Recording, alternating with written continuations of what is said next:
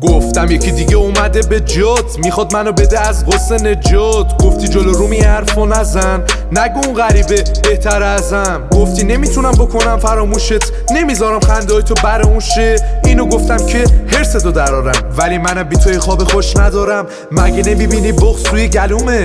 حالم از شای نیمه باز معلومه. خواستم خیال کنی بی تو خوبه حال روزم، ولی خوشی ندارم حتی سر سوزن. خندم از رو لبام با رفتن تو پر زد. امید ندارم به زندگی 1%.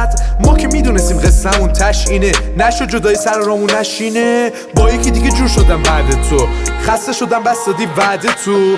گفتی یه زندگی میسازیم با هم، ولی نگو روزای بعدی تو راهن. بس که رو راست نبودی با من، حس میکنم هنوز توی دامم.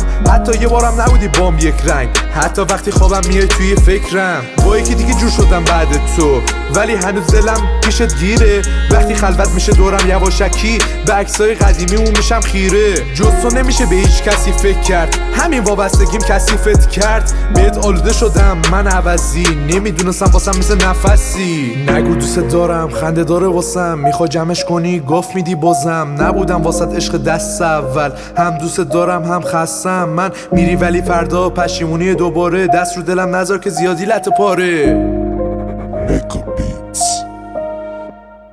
منم خواستم از تو دل بکنم ولی نشد. تو رو صدای من باقی گذاشتی این خش شد. توی لعنتی نفوذ کردی توی خونم، تیغو میزنم که خالی بشی نمیتونم. چون که وجود من پر شده از تو، چطوری باید چشم رو تو بسود؟ چطوری باید به نبودت فکر کرد؟ تو که رفتی پس دلو بکن. میخوام پا کنم از زندگی رد پاتو، ولی یهو یادم میاد خنده ها تو. کل بدنم از حرارتت غر میگیره، گفتی تا آخرش با منی قول میدی بهم. خاطرات بینمون هنوز داغن، نمیدونم باید چیکار کنم واقعا.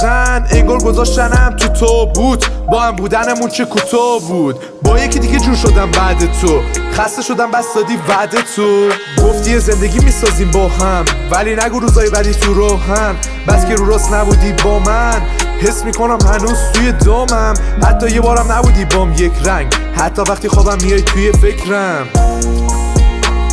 امیریان